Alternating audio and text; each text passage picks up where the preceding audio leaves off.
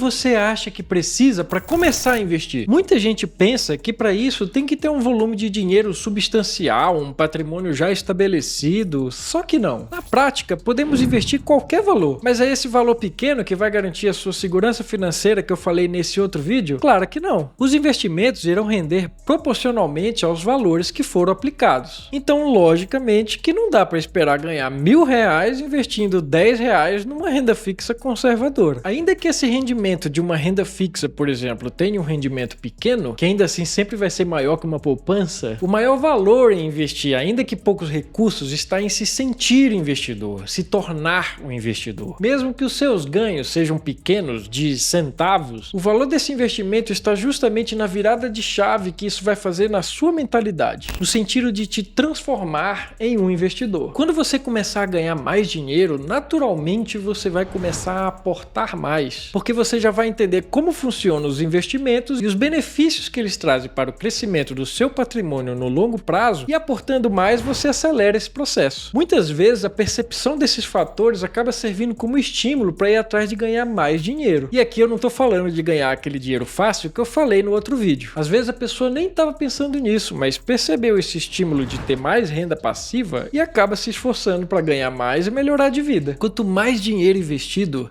mais rendimento. Quanto mais rendimento, mais dinheiro investido. E é por isso que investir acaba sendo, de certa forma, viciante. E como começar a investir? A barreira de entrada nos investimentos não está no valor a ser investido, mas sim na condição financeira de cada um. É importante não ter dívidas, mas aqui cabe um adendo. Alguns tipos de financiamento são dívidas inteligentes, e eu posso falar disso num outro vídeo. Além disso, é importante formar a sua reserva emergencial e estabelecer o objetivo. Precisa saber qual o propósito daquele dinheiro, o valor necessário e o tempo disponível.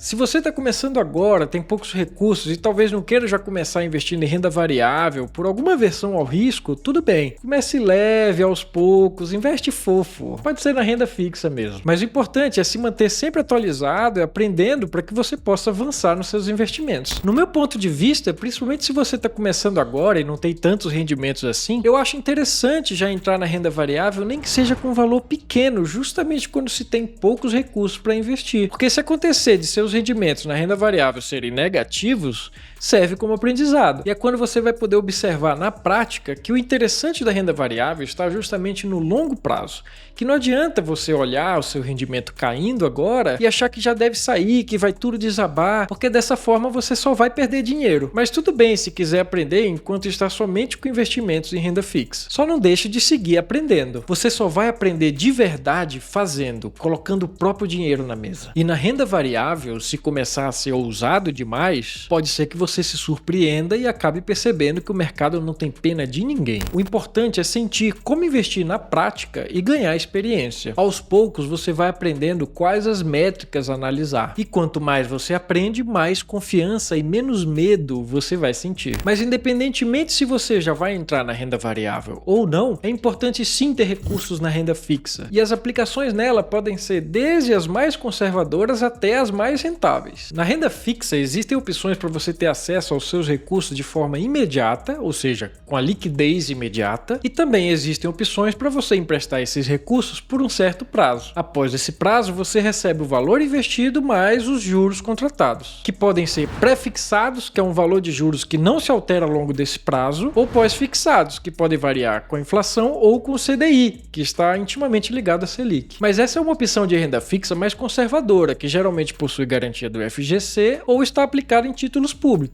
e possuem rendimentos que geralmente variam entre 90% e 130% do CDI. Pode ser um pouco mais ou um pouco menos. Mas o que é esse FGC? O FGC é uma entidade privada e sem fins lucrativos que protege o patrimônio dos investidores que investiram em instituições associadas a ele. É como se fosse um fundo que te dá a garantia de recuperar até R$250 mil caso a instituição onde você investiu venha falir. Apesar da dor de cabeça e do tempo que leva para resgatar os seus recursos, essa é uma garantia que você tem em casos extremos como a falência da instituição financeira onde você investiu. Só que também existe renda fixa com rendimentos bem maiores. Não é raro nos depararmos com propagandas de corretoras oferecendo rendimentos bem superiores ao normal para conseguir novos clientes. Mas para isso eles colocam uma série de restrições que acabam não deixando tão interessante assim. Já outras plataformas financiam projetos e oferecem rendimentos bem atraentes. E apesar de não ter cobertura do FGC, eu considero esse investimento com um nível de segurança bem interessante. Só que aqui vale um ponto de atenção para não sair fazendo besteira por aí. Eu disse que considero seguro, mas é fundamental analisar os riscos envolvidos e fazer uma escolha consciente. Eu buscaria diversificar nas captações de risco com graus A ou B para mitigar as chances de inadimplência e reduzir o risco em operações desse tipo. Afinal, se esse investimento paga mais, é porque o risco dele é maior do que investir em uma LCI, por exemplo. Por isso é importante entender bem onde você está investindo. Já no caso da renda fixa aplicada em títulos públicos, eu considero ainda mais seguro que ter a garantia do FGC. Esse tipo de investimento não fica limitado aos 250 mil do FGC e os recursos não ficam aplicados na instituição financeira, mas sim diretamente nos títulos públicos. E a garantia se dá pelo Tesouro Nacional, que tem o poder até mesmo de imprimir dinheiro. Geralmente, os investimentos em renda fixa com liquidez diária possuem rendimentos menores, mas acaba sendo um bom lugar para se deixar o dinheiro da reserva emergencial, que necessariamente precisa estar em um investimento com liquidez diária. Ele vai continuar rendendo para você, protege os seus recursos de emergência da inflação e você pode ter acesso a qualquer momento que precisar. Só não dá para deixar todo o recurso destinado aos investimentos de renda fixa nesse tipo de investimento, porque você acaba perdendo oportunidades melhores. Mas como eu falei, eu entraria logo de cara na renda variável para aprender. Não é nenhuma recomendação, mas é como eu faria até para eu me forçar a aprender mais sobre esse assunto. Faça como você se sentir mais confortável, mas faça, invista, seja onde for. Sobre a renda variável, as formas mais usuais de se investir são em ações e em FIIs, que são os fundos de investimento imobiliário. As ações representam uma parte de uma empresa e geralmente apresentam uma volatilidade um pouco maior. Volatilidade é quanto o preço desse ativo sobe e desce no mercado. Já os FIIs representam uma parte de imóveis, no caso de FIIs de tijolo, ou de dívidas a receber, no caso de FIIs de papel. Sempre que o inquilino ou o devedor de uma dívida paga, esse pagamento é distribuído entre os proprietários de cotas desses FIIs. E quando a gente fala de investimentos internacionais, isso tudo que eu falei sobre ações e FIIs também é válido. A diferença é que as ações são chamadas de stocks ou shares e os FIIs são chamados de REITs, mas lá a diversidade de investimentos é muito maior do que aqui no mercado brasileiro. Eu acho importante também diversificar em criptomoedas. Muitas pessoas usam as criptos como pura fórmula de especulação, mas na verdade são moedas descentralizadas com potencial enorme de serem de fato usadas até mesmo como moeda de troca entre países. Por serem descentralizadas, não tem como algum governo arbitrariamente imprimir mais moedas ou ter algum tipo de controle sobre elas. Eu acredito muito no potencial das criptos e por isso acho importante colocar um pezinho nelas. O importante é sempre diversificar. E uma forma como eu diversifico meus investimentos é, por exemplo, colocando 25% em renda fixa, sendo 80% a 90% em uma renda fixa mais conservadora e 10% a 20%